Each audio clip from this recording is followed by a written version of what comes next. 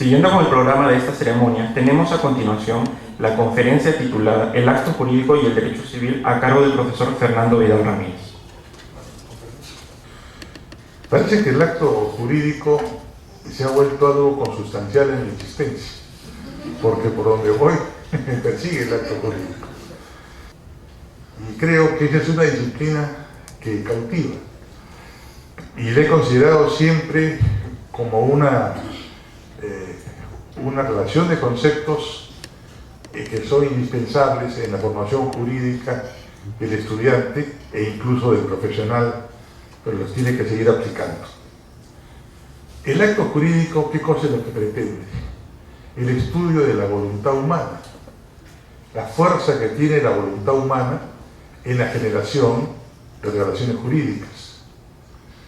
Y por eso es que para plantear el estudio del acto jurídico no se puede hacer un desligamiento de lo que viene a ser el hecho jurídico, porque solo partiendo del hecho jurídico y irlo analizando se puede llegar ya en puridad a lo que debe ser el concepto de acto jurídico. Y eso es algo que yo he repetido siempre, porque el aprendizaje del derecho es conceptual. Si no se conceptualiza, no se aprende derecho. La memoria es un auxiliar de la conceptualización, porque en todo caso ahí están los textos codificados y los textos legales, los cuales uno puede hacer uso.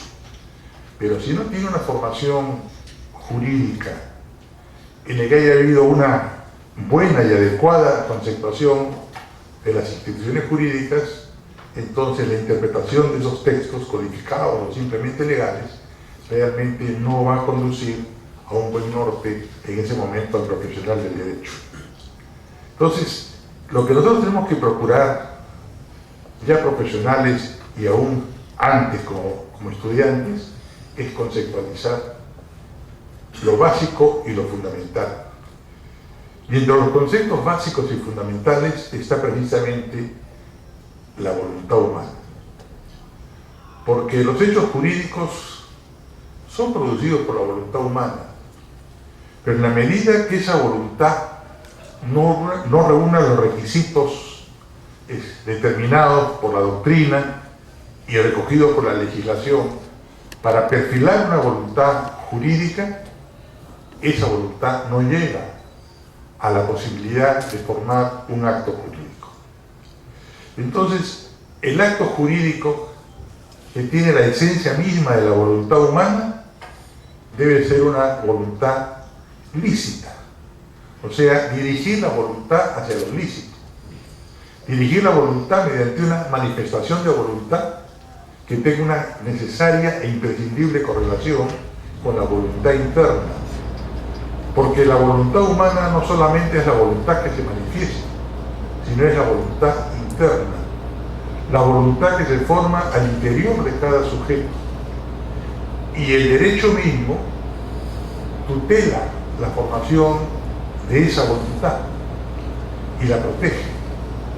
Por ello que está en el caso de deformaciones de la voluntad interna, está todo el articulado del Código en materia de intimidación, para que esa voluntad interna se forme libre y espontáneamente, para que esa voluntad interna sea correlativa a la voluntad que se exterioriza, porque en realidad, mientras la voluntad permanece en el interior del sujeto, no es una voluntad jurídica propiamente hablando.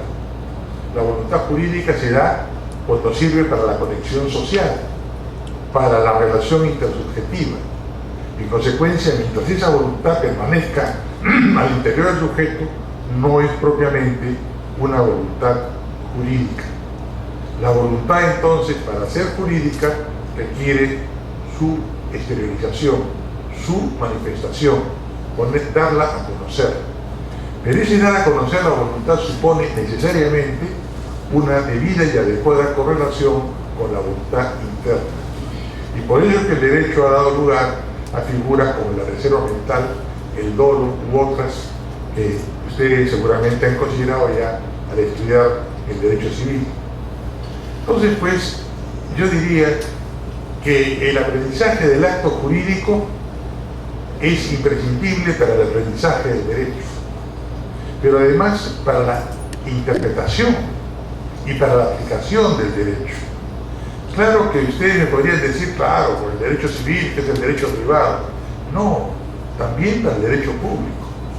Lo que pasa es que cuando nosotros hablamos de una voluntad, en la forma que la acabo de expresar, es una voluntad privada, porque también los entes públicos tienen una voluntad que se expresa.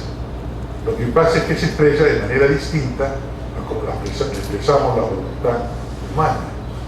Y entonces, por ejemplo, existe la voluntad que genera un acto administrativo para honrar la disciplina ejecutiva de nuestro rector.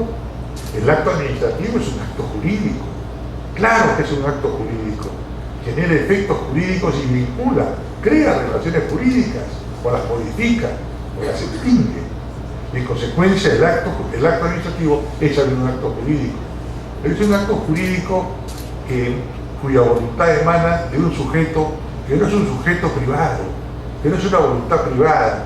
Si es un ministro que ha dictado una resolución ministerial, es una persona que está investida de autoridad, tiene una investidura que le permite darle carácter de acto administrativo a lo que él está realizando. Y si se trata de un magistrado del Poder Judicial, pues ese es un acto jurisdiccional. Igual, no es el acto jurídico del que hablamos dentro del Código Civil, es el acto jurídico realizado por alguien que también tiene una investidura, que le permite actuar jurisdiccionalmente, dictando el derecho, dándole la razón a la parte que lo tiene. Y si así podríamos seguir nosotros con muchos ejemplos. Entonces, ¿cuál es el acto jurídico que nos motiva dentro de ese aprendizaje? Precisamente el acto jurídico privado, el que es inherente a la persona humana, aquella persona que forma su voluntad en su interior y la manifiesta para entablar una relación jurídica. Y así nacen los contratos, nace el matrimonio, nace el testamento o cualquier otra categoría jurídica que se nutre de la voluntad humana. Y entonces ese es el tema fundamental y básico del derecho civil, el derecho privado. Y por eso es que la voluntad necesita de un gran postulado, que es también tutelado por el derecho, el postulado de la autonomía de la voluntad, que es un concepto a veces sumamente difícil de explicar, pero que yo me permito explicarlo desdoblando el concepto. En primer lugar, considerar la autonomía de la voluntad como la posibilidad que tiene cada uno de nosotros de emitir una voluntad libre y espontáneamente, darla con un carácter independiente, autónomo. Entonces, esa es la voluntad. Y esa voluntad, a su vez, entonces, nos permite entablar una relación jurídica. Y esa relación jurídica nace de la autonomía de la voluntad. Pero hablar de la autonomía de la voluntad, y en este caso la voluntad privada, porque también el que realiza el acto administrativo está haciendo ejercicio de una autonomía de la voluntad, pero una voluntad pública. El registrador, el juez que resuelve una controversia mediante un acto jurisdiccional, está realizando un acto jurídico, pero no privado, porque es consecuencia de la investidura de la que ha sido dotado. En consecuencia, es un acto que cae dentro de la esfera del derecho público. Por eso yo pienso que siempre se ha discutido entre cuál es el factor divisionario del derecho privado y del derecho público. Yo creo que está en la autonomía de la voluntad. Cuando la autonomía de la voluntad se ejercita privadamente, como voluntad privada, indiscuestionablemente estamos en el ámbito del derecho privado. Pero si esa autonomía de la voluntad responde a un poder especial que se le ha dado a una persona por ejercer determinada función, si es una potestad que se le reconoce por el ordenamiento jurídico, entonces esa autonomía de la voluntad nos conduce a derecho público. Y esa es la razón por la cual es que yo planteo que el estudio del acto jurídico es fundamental para aprender el derecho para interpretar el derecho y para aplicar el derecho.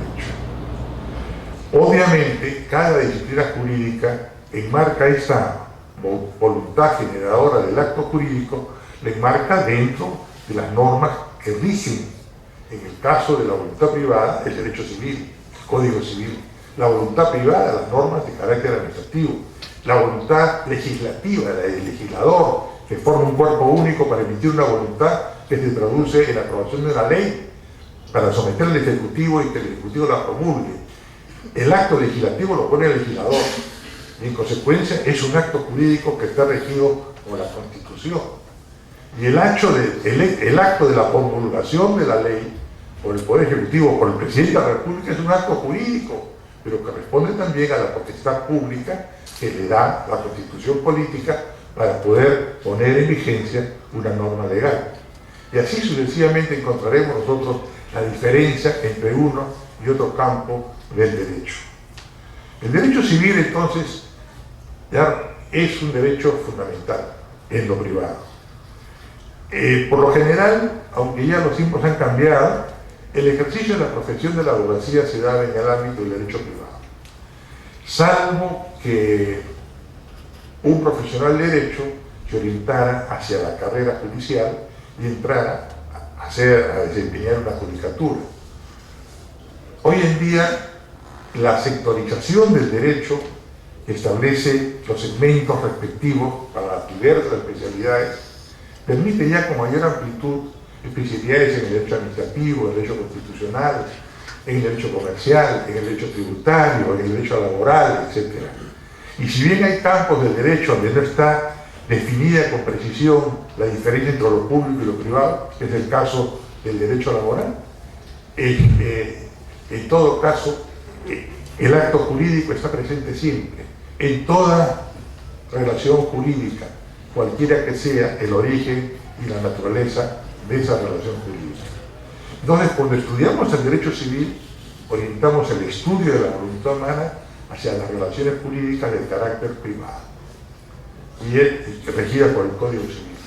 Y por eso que una buena conceptuación del derecho civil nos dice: el derecho civil se ocupa de la persona antes de nacer, después de nacida, la persona que crece y se desarrolla, la persona que celebra un matrimonio, la persona que crea una familia, la persona que celebra contratos, que adquiere un patrimonio, la persona que asume y contrae obligaciones, la persona que deja un testamento ordenando su vida para después de su muerte. Mejor dicho, ordenando su patrimonio para después de su muerte. Entonces, es buena cuenta del derecho civil.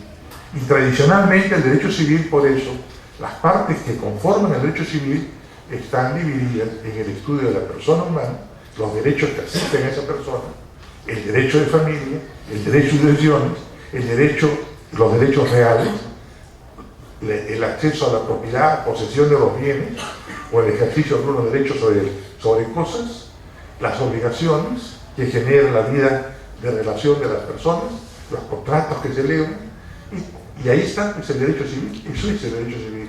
Pero si ustedes piensan en todo este complejo de relaciones que forman el derecho civil, verán que en todas ellas está presente el acto jurídico. Muchas gracias.